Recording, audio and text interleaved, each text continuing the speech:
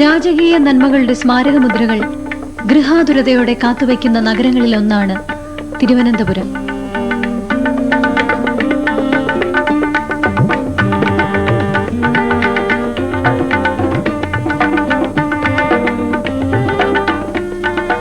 ജനഭരണ വ്യവസ്ഥയുടെ ഈ തലസ്ഥാന നഗരി കൃതജ്ഞതയോടെ ഏറ്റുവാങ്ങിയ അത്തരം സ്മരണികകളിലൊന്നിന് ഇത് സുവർണ ദിനങ്ങളാണ്.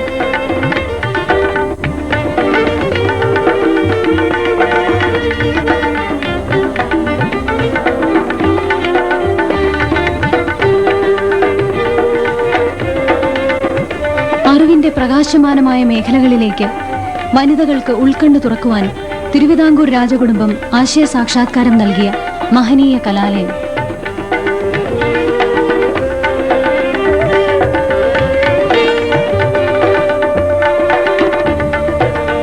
സദാ ചലനാത്മകമായ നഗരജീവിതത്തിന്റെ ജനാരവങ്ങളിൽ നിന്നൊഴിഞ്ഞ് ശിരസ്സു നിവർത്തി നിൽക്കുന്ന യുവത്വമാർന്ന സരസ്വതി ക്ഷേത്രം.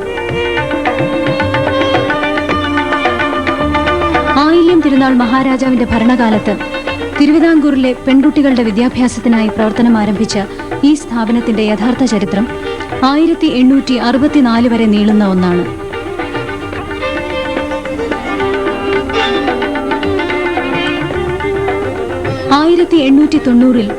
മദ്രാസ് സർവകലാശാലയുടെ അംഗീകാരം ലഭിച്ച പെൺപള്ളിക്കൂടം ശ്രീമൂലം തിരുനാൾ മഹാരാജാവിന്റെ കാലത്ത് മഹാരാജാസ് ഹൈസ്കൂൾ ഫോർ ഗേൾസ് എന്ന പേരിൽ അറിയപ്പെട്ടു തുടങ്ങി.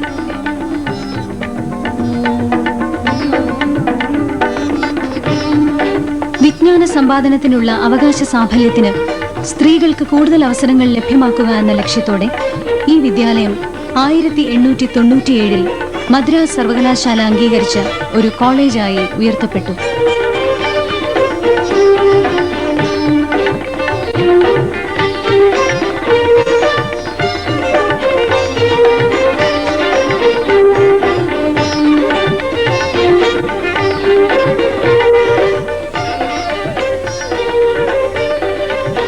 നഗരമധ്യത്തിൽ ഗ്രാമീണതയുടെ മുഖശ്രീ പകർന്നുകൊണ്ട് നിൽക്കുന്ന ഈ കലാലയം his highness the Maharaja's college for women പിന്നിട്ട 100 വർഷങ്ങൾ സുവർണ സ്മരണകളായി ആഘോഷിക്കുവാനുള്ള തയ്യാറെടുപ്പിലാണ്.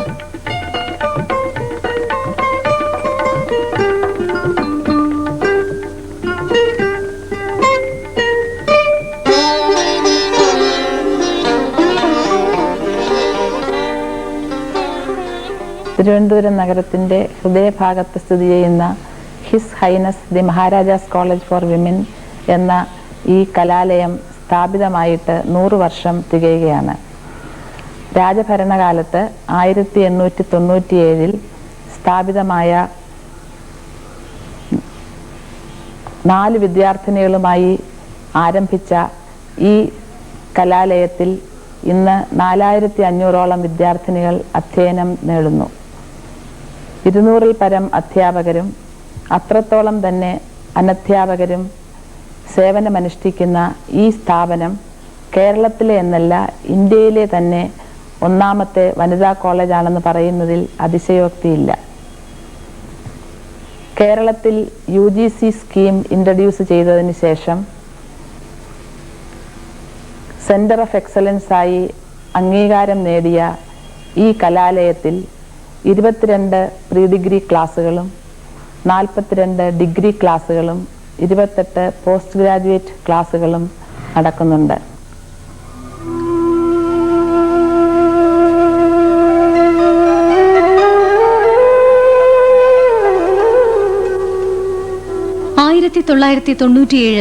നവവർഷ ആരംഭ ദിനമായ ജനുവരി 1 ചൈതന്യധന്യമായ പ്രഭാതത്തിന് ചരിത്രത്തിന്റെ ചിരസ്മരണീയമായ ചില മുഹൂർത്തങ്ങൾ കൂടി സമ്മാനിച്ചുകൊണ്ട് വിമൻസ് കോളേജിന്റെ ശതാബ്ദി ആഘോഷ പ്രഖ്യാപനം പ്രിൻസിപ്പാൾ ജെ രാജകുമാരി നിർവഹിച്ചു.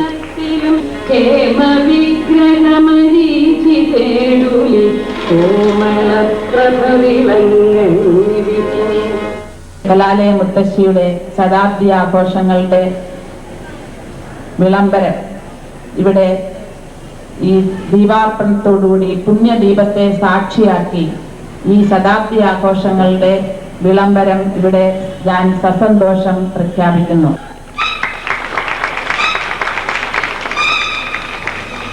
University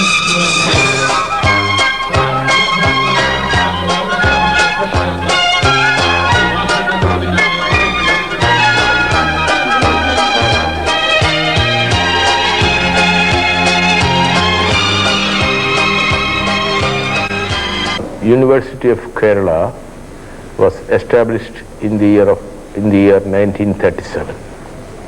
And now it is a very big university with 77 affiliating institutions, 38 university departments, and a good number of specialized centers. So it has earned great reputation in the field of higher education.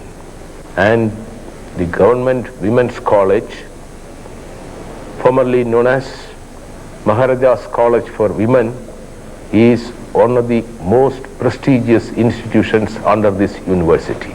Therefore, I have great concern in its development and also in improving the quality of instruction, because I hold the position of the Vice Chancellor of this university. 1897 കലാലയ പദവി ലഭിച്ച women's കോളേജിലെ പ്രഥമ principal miss Sara Bland Williams ആയിരുന്നു.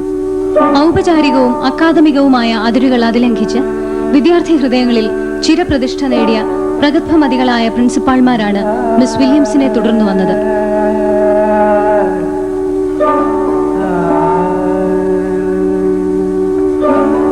കേരളത്തിൽ centre for excellence ആയി പ്രഖ്യാപിക്കപ്പെട്ട കലാലയങ്ങളിൽ ഒന്ന് എന്ന അംഗീകാരത്തിലേക്ക് വിമൻസ് കോളേജ് എത്തിച്ചേർന്നതിന്റെ പിന്നിൽ കർത്തവ്യനിരതരായ നിരവധി പ്രിൻസിപ്പാൾമാരുടെ അക്ഷീണ പരിശ്രമമാണ് ദർശനീയമാവുന്നത്.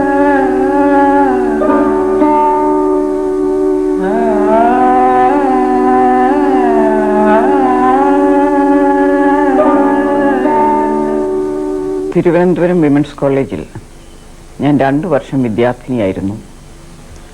കുറച്ച് വർഷങ്ങൾ അധ്യാപിക, പിന്നെ ഒടുവിൽ 3 കൊല്ലം അവിടെ പ്രിൻസിപ്പലായിട്ട് ജോലി ചെയ്ത് പിരിയുകയാണ് ഉണ്ടായത്.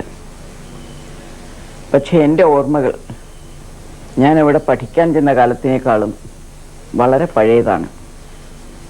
അതിന് കാരണം എൻ്റെ അമ്മ 1920കളിൽ അവിടെ വിദ്യാർത്ഥിനിയായിരുന്നു. പിന്നെ ദീർഘകാലം അവിടെ അധ്യാപികയുമായിരുന്നു. അങ്ങനെ അമ്മ പറഞ്ഞ് പഴയ പ്രിൻസിപ്പൽസിനെ പറ്റിയും പഴയ അധ്യാപികമാരെ പറ്റിയും കേട്ടാണ് ഞങ്ങൾ കുട്ടികൾ വളർന്നത്. മിസ് വാട്ട്സ്, മിസ് ഓവർകേർക്ക്, മിസ് കംബർലൻഡ്, മിസ് ഗ്രോസ് തുടങ്ങി എത്രയോ പേരെ പറ്റി പല പല കഥകൾ, അവിസ്മരണീയമായ ഒരുപാട് കാര്യങ്ങൾ അമ്മ പറഞ്ഞ് എനിക്കറിയാം. പഴയ കോളേജിനെ പറ്റി സ്വന്തം വീടിനെ പറ്റി ഓർമ്മിക്കുന്നത് പോലെയാണ്. മരങ്ങളായാലും പുല്ലായാലും പുല്ലിലെ കൊച്ചു കൊച്ചു പൂക്കളായാലും അവിടെ ഉണ്ടായിരുന്ന 10-20 തരം ബട്ടർഫ്ലൈസ് ആയാലും നിരവധി പക്ഷികളായാലും ലൈബ്രറിയിലെ പുസ്തകങ്ങളായാലും അസാമാന്യമായ ഭംഗിയുള്ള പഴയ ഫർണിച്ചറായാലും കോളേജിൻ്റെ ഏത് വിശദാംശം എടുത്താലും ശരി, മധുരമായ ഒരു ഓർമ്മയായിട്ട് അത് മനസ്സിലുണ്ട്. 1923 ഫസ്റ്റ് ഗ്രേഡ് കോളേജായി ഉയർത്തപ്പെട്ട വിമൻസ് കോളേജിൽ പുതുതായി ചരിത്രം, സംസ്കൃതം, മലയാളം മുതലായ ഐച്ഛിക വിഷയങ്ങളിൽ ബിരുദ കോഴ്സുകൾ ആരംഭിച്ചു.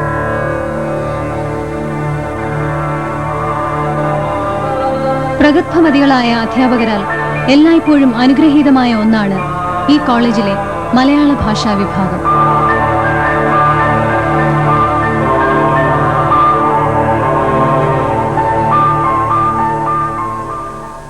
ഞാൻ യൂണിവേഴ്സിറ്റി വിമൻസ് കോളേജിൽ വരുന്നത് 1948-50 കാലഘട്ടത്തിലെ ഇൻ്റർമീഡിയറ്റ് കോഴ്സിനാണ്. വീണ്ടും ഞാനിവിടെ വരുന്നത് 1955 ജൂണിൽ ഒരു 3rd ഗ്രേഡ് മലയാളം ലെക്ചറായിട്ടാണ്. വിമൻസ് കോളേജിൻ്റെ ഈ ശതാബ്ദി ആഘോഷങ്ങൾക്ക് വാസ്തവത്തിൽ എല്ലാവിധ ഭാവുകങ്ങളും ആശംസിക്കുകയാണ്. ഈ മഹൽ സ്ഥാപനത്തിൽ അധ്യാപക വൃത്തിക്ക് തുടക്കം കുറിക്കാൻ സാധിച്ചത് ഒരു മഹാഭാഗ്യമായി ഞാൻ കരുതുകയുമാണ്. മലയാളത്തിന് പുറമെ ഇംഗ്ലീഷ്, ഹിന്ദി, തമിഴ്, സംസ്കൃതം, അറബിക്, ഫ്രഞ്ച്, ജർമ്മൻ മുതലായ ഭാഷാ വിഭാഗങ്ങൾ വിമൻസ് കോളേജിലുണ്ട്. ശാസ്ത്രം മുതൽ സംഗീതം വരെ എല്ലാ വിഷയങ്ങൾക്കും പ്രത്യേക വിഭാഗങ്ങൾ ഇവിടെ പ്രവർത്തിച്ചു വരുന്നു. 1929 ആരംഭിച്ചതു മുതൽ ഇങ്ങോട്ട് പ്രഗത്ഭമായ തരത്തിൽ പ്രവർത്തിച്ചു പോരുന്ന സംഗീത വിഭാഗം ബിരുദാനന്തര കോഴ്സുകളിലായി വിദ്യാർത്ഥിനികൾക്ക് സമഗ്രമായ സംഗീത പരിശീലനം നൽകുന്നു.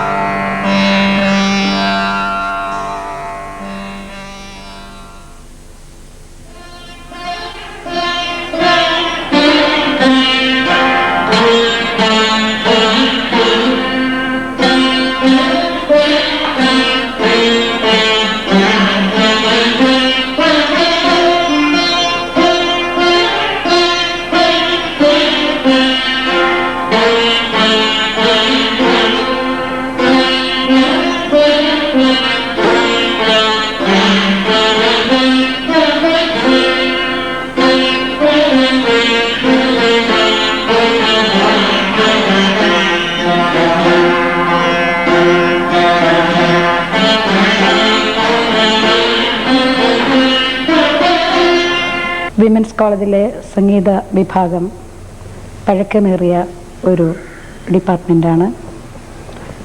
1929 ആദ്യമായി ഇൻ്റർമീഡിയറ്റ് കോഴ്സിന് വേണ്ടി ഇവിടെ സംഗീതം ഇൻട്രൊഡ്യൂസ് ചെയ്തത്. അതിനുശേഷം 1937 മ്യൂസിക് BA വരികയും ഏറെക്കാലത്തിന് ശേഷം, അതായത് 1968 മ്യൂസിക് MA ഇവിടെ ഇൻട്രൊഡ്യൂസ് ചെയ്യുകയും ചെയ്തു. ഒരു പ്രത്യേകത എടുത്തു പറയാനുള്ളത്, മ്യൂസിക് MA ആണ് ഈ കോളേജിലെ ആദ്യത്തെ PG കോഴ്സ്.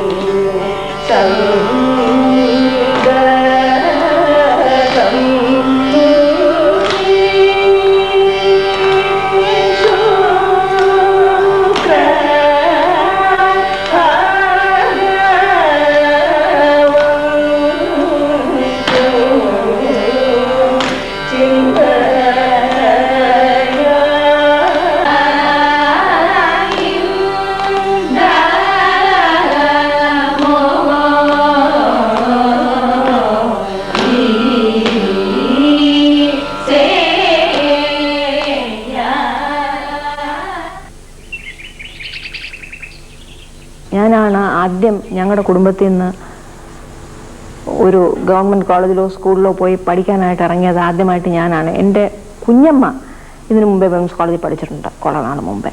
പക്ഷേ കുഞ്ഞമ്മ പിന്നെ അധികം ഇതിൽ ഇൻവോൾവ് ആയില്ല. ഞാനാണ് അപ്പോൾ ആദ്യമായിട്ട് അങ്ങനെ വിമൻസ് കോളേജിലോ പബ്ലിക് സ്കൂളിലോ കോളേജിലോ ഞങ്ങളുടെ കുടുംബത്തിൽ നിന്ന് ഒരാൾ ഇറങ്ങി പഠിക്കാനായിട്ട് പോയത്. അപ്പം അന്നത്തെ കാലത്തെല്ലാം കുട്ടികൾക്ക് വലിയ ഉത്സാഹമായിരുന്നു.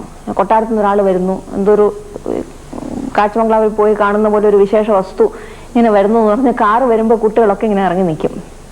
അപ്പം ഞാൻ കാറ് കോളേജിൻ്റെ ഗേറ്റിൻ്റെ വെളിയിൽ നിർത്തി ഇറങ്ങി നടക്കും, വെറും വണ്ടി അയക്കും. അപ്പം ഇവരിങ്ങനെ നോക്കിക്കൊണ്ട് നിൽക്കുമ്പോൾ ഡ്രൈവർ മാത്രം. ബാഹ്യലോകം എന്തെന്ന് അറിയാത്ത എനിക്ക് ആദ്യമായിട്ട് കൊട്ടാരത്തിൻ്റെ വെളിയിൽ പോയി ഒരു കോളേജിൽ ചേർന്ന് പഠിക്കുക എന്ന് പറഞ്ഞ് സ്കൂളിംഗ് മുഴുവൻ കൊട്ടാരത്തിനകത്ത് തന്നെയായിരുന്നു. അപ്പോൾ വെളിയിൽ പോയി ഒരു കോളേജിൽ ചേർന്ന് അനവധി കുട്ടികളുടെ കൂടെ ഇരുന്ന് പഠിക്കുക എന്ന് പറയുന്ന വലിയൊരു അനുഭവമായിരുന്നു. വളരെയധികം സന്തോഷം ഉള്ള ദിവസങ്ങളായിരുന്നു വിമൻസ് കോളേജിലുള്ള ആ 4 വർഷങ്ങൾ. ഫ്രഞ്ച് കുറച്ച് നാൾ പഠിപ്പിച്ചു ഞാൻ വിമൻസ് കോളേജിൽ, ഫ്രഞ്ച് ലെക്ചറായിട്ട്. പിന്നെ കുട്ടികളും ഒക്കെ ആയപ്പോൾ അത് നിർത്തി. എങ്കിലും വിമൻസ് കോളേജുമായിട്ടുള്ള ബന്ധം ഞാൻ ഒരിക്കലും വിട്ടിട്ടില്ല. പഠിപ്പിച്ചു കഴിഞ്ഞിട്ട് പിന്നെ പൂർവ്വ വിദ്യാർത്ഥിനി സംഘടനയുടെ സെക്രട്ടറി ആയിട്ട് വളരെ കാലം ജോലി നോക്കിയെന്ന് പറയാം. ഇപ്പോഴും അത് നോക്കിക്കൊണ്ടിരിക്കുന്നു. സന്തോഷമായിട്ടുള്ള ദിവസങ്ങളായിരുന്നു. എനിക്കും ജ്യേഷ്ഠത്തി തിരുമനസ് പറഞ്ഞ പോലെ എനിക്കും ആദ്യമായിട്ട് പ്രൈസ് കിട്ടിയത് വിമൻസ് കോളേജിലെ വേദിയിൽ നിന്ന് തന്നെയാണ്. പിന്നെ കലാപരമായിട്ട് പാട്ട്, ഡാൻസ് അതിലൊക്കെ എനിക്ക് ഇൻട്രസ്റ്റ് ആയിരുന്നു. അന്നത്തെ കാലത്തെല്ലാം കൊട്ടാരത്തു നിന്നൊരു കുട്ടിയെ ഡാൻസ് കളിക്കാനായിട്ട് വിടുക പബ്ലിക് സ്റ്റേജിൽ, അത് എൻ്റെ കുടുംബത്തിലാർക്കും, അമ്മൂമ്മയ്ക്കും അമ്മാവനും അമ്മാമ്മമാർക്കും അവർക്കാർക്കും വിരോധമില്ലായിരുന്നെങ്കിലും നാട്ടുകാർക്ക് വിരോധം ഉണ്ടായിരുന്നു. ഒരു ചോദിക്കുമായിരുന്നു, കൊട്ടാരത്തിലൊരു കുട്ടിയെ ഇങ്ങനെ ആടാനും പാടാനും ഒക്കെ ഇങ്ങനെ അഴിച്ചു വിടുകയാണോ എന്നുള്ള ചോദ്യങ്ങളൊക്കെ വന്നിട്ടുണ്ട്. തിരുവനന്തപുരം വിമൻസ് കോളേജിന്റെ ഭാഗമായി ഉണ്ടായിരുന്ന ട്രെയിനിംഗ് കോളേജ് 1929 ഇന്ന് കാത്തലിക് ഹോസ്റ്റൽ പ്രവർത്തിക്കുന്ന സണ്ണി മെയ്ഡ് കോമ്പൗണ്ടിലേക്ക് മാറ്റപ്പെട്ടു. ഇതേ കാലയളവിൽ വിമൻസ് കോളേജിലെ ബിരുദ വിഭാഗങ്ങൾ പ്രവർത്തിച്ചിരുന്നത് യൂണിവേഴ്സിറ്റി കോളേജിന്റെ മലയാള വിഭാഗം ഇന്ന് പ്രവർത്തിച്ചു പോരുന്ന പുരാതനമായ ചെങ്കല്ലെടുപ്പുകളിലാണ്.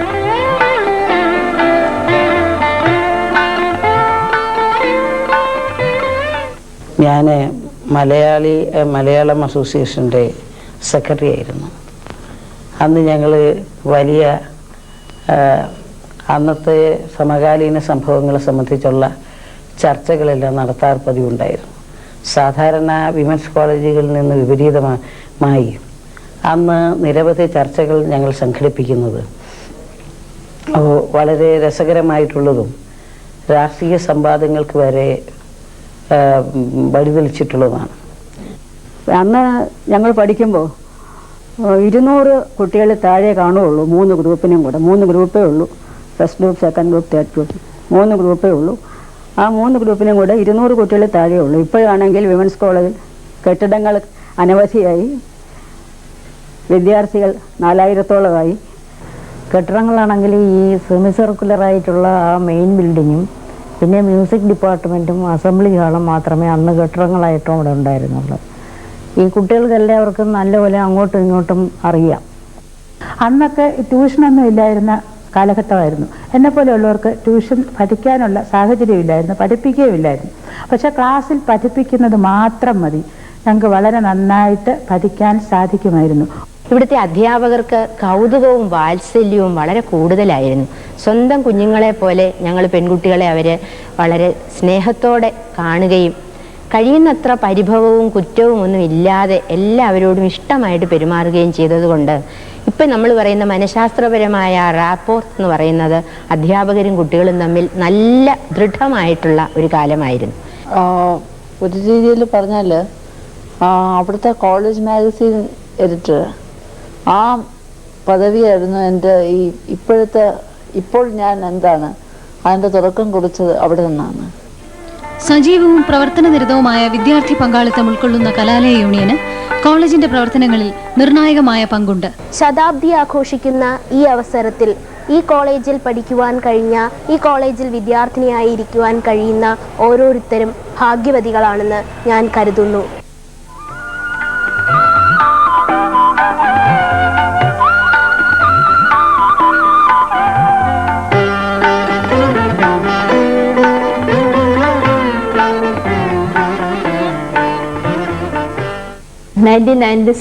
ശതാബ്ദി ആഘോഷിക്കുന്ന ഗവൺമെൻറ് വിമൻസ് കോളേജിൽ കെമിസ്ട്രി ബിരുദ കോഴ്സ് സ്റ്റാർട്ട് ചെയ്തിട്ട് ഏകദേശം 45 വർഷമായി.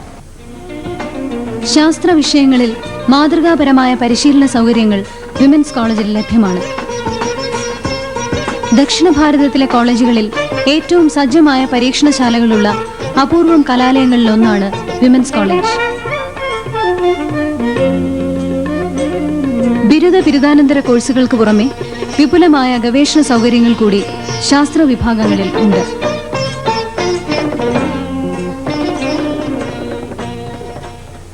ഫിസിക്സ് ഡിപ്പാർട്ട്മെൻറ്റിൻ്റെ കാര്യം പറയുകയാണെങ്കിൽ ഏതാണ്ട് 20 വർഷത്തോളമായി ഇവിടെ PG കോഴ്സ് നടത്തുന്നു. 7 വർഷമായി part time MPhil course college ടീച്ചേഴ്സിന് വേണ്ടി നടത്തുന്നുണ്ട്. എല്ലാ ഡിപ്പാർട്ട്മെൻറ്റുകളും ഉന്നത നിലവാരം പുലർത്തുന്നുണ്ട്. ഈ ശതാബ്ദി ആഘോഷിക്കുന്ന വേളയിൽ സ്ത്രീകൾക്ക് മാത്രമായി ഒരു ഓട്ടോണമസ് സ്റ്റാറ്റസ് ഉള്ള വനിതാ യൂണിവേഴ്സിറ്റിയായി ഈ കലാലയം തീരണമെന്നാണ് എൻ്റെ ആഗ്രഹം. വിദ്യാർത്ഥിനികളുടെ കലാ സാംസ്കാരിക വിദ്യാഭ്യാസപരമായ ഉന്നതിയെ മാത്രം ലക്ഷ്യമാക്കിക്കൊണ്ട് പ്രവർത്തിക്കുന്ന ഒരു പേരൻസ് ടീച്ചേഴ്സ് അസോസിയേഷൻ ഈ കോളേജിലുണ്ട്. വിദ്യാഭ്യാസം ഈ അടുത്ത കാലത്ത് സമ്പന്നർക്ക് മാത്രമുള്ളതാണ് എന്ന ഒരു ലക്ഷ്യത്തിലോട്ട് നീങ്ങിക്കൊണ്ടിരിക്കുകയാണ്. അതിന് ഒരു മാറ്റം വരേണ്ടിയിരിക്കുന്നു.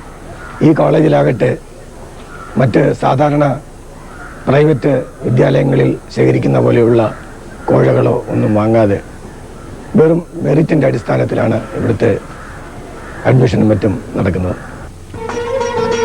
വിമൻസ് കോളേജിന്റെ ദൈനംദിന പ്രവർത്തനങ്ങളിൽ പോലും ജാഗ്രത പുലർത്തുന്ന ഒന്നാണ് ഇവിടുത്തെ അധ്യാപക രക്ഷാകർതൃ സംഘടന. സ്ഥാപിതമായതു മുതൽ ഇങ്ങോട്ട് കോളേജിന്റെ വികസന കാര്യങ്ങളിൽ അനുകരണീയമായ പ്രവർത്തന മാതൃകയായാണ് PTA നിലകൊള്ളുന്നത്. കോളേജിനുള്ളിൽ സമാധാനപരമായ അന്തരീക്ഷം നിലനിർത്തുന്നതിൽ അധ്യാപകരുടെയും രക്ഷകർത്താക്കളുടേതുമായ ഈ കൂട്ടായ്മ നിസ്തുലമായ പങ്കാണ് വഹിക്കുന്നത്.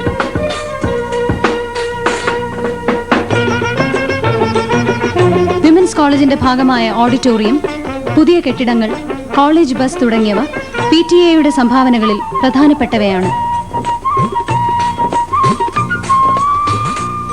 വിപുലമായ പുസ്തകശേഖരമുള്ള ഒന്നാണ് വിമൻസ് കോളേജിലെ റെഫറൻസ് ലൈബ്രറി.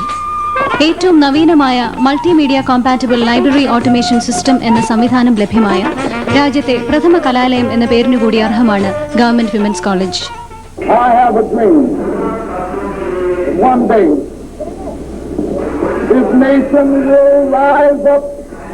സ്ഥലപരിമിതിയാണ് ഈ കോളേജ് ഇന്ന് അനുഭവിക്കുന്ന ഏറ്റവും പ്രധാനപ്പെട്ട പ്രശ്നം. സാമ്പത്തിക പ്രശ്നങ്ങൾ കാരണം മറ്റ് വികസനങ്ങൾക്കൊക്കെ പലപ്പോഴും തടസ്സങ്ങൾ ഉണ്ടാകുന്നുണ്ട്. പക്ഷെ അത് പരിഹരിക്കാനായി കഴിയണം. ആ കോളേജിലെ മുൻകാല വിദ്യാർത്ഥിനികളും അധ്യാപകരും രക്ഷിതാക്കളും ഒക്കെ കൂട്ടായി ഈ കാര്യം ആലോചിച്ചാൽ, ഗവൺമെന്റിന്റെയും കൂടി സഹായമുണ്ടായാൽ ഈ കോളേജ് നമ്മുടെ സംസ്ഥാനത്തിന് മാത്രമല്ല, ഇത് ഈ രാജ്യത്തിന് അഭിമാനകരമായ ഒരു സ്ഥാപനമായി ഇതിനെ വളർത്തിയെടുക്കാനായിട്ട് കഴിയും. പിന്നെ ഇത്രയും 30,000 ആളുകളുള്ളൊരു വിദ്യാലയം ഇത്രയും അച്ചടക്കത്തോടു കൂടി വലിയ കുഴപ്പങ്ങൾ കശപിശയൊന്നും കൂടാതെ നടന്നു പോകുന്നു എന്നുള്ളത് തന്നെ ആ വിദ്യാലയം നടത്തിക്കുന്ന ആളുകൾക്കുള്ള വലിയൊരു അവരുടെ തൊപ്പിയിലെ ഒരു തൂവലാണ്. സ്ത്രീ വിദ്യാഭ്യാസം ഏറ്റവും അവഗണിക്കപ്പെട്ട ഒരു കാലഘട്ടത്തിലാണ് ഈ കോളേജ് ആരംഭിച്ചത്. സ്ത്രീ വിദ്യാഭ്യാസത്തിന് സമൂഹത്തിലുള്ള പ്രാധാന്യം വളരെ വലുതാണ്. ഇന്നത്തെ ജനന നിരക്ക് കുറയ്ക്കുന്ന കാര്യത്തിൽ, ശിശുമരണ നിരക്ക് കുറയ്ക്കുന്നതിൽ, ആരോഗ്യരംഗത്തെ വളർച്ചയ്ക്ക്, സർവോപരി ഇന്നത്തെ വിദ്യാഭ്യാസ വളർച്ചയ്ക്ക് തന്നെ സ്ത്രീ വിദ്യാഭ്യാസം വലിയ പങ്ക് വഹിച്ചിട്ടുണ്ട്. വിദ്യാലയങ്ങളിൽ നല്ല പാരമ്പര്യം കാത്തു സൂക്ഷിക്കുന്ന വിമൻസ് കോളേജിൻ്റെ ശതാബ്ദി ആഘോഷ പ്രവർത്തനങ്ങൾക്ക് എല്ലാ ഭാവുകങ്ങളും നേരുന്നു.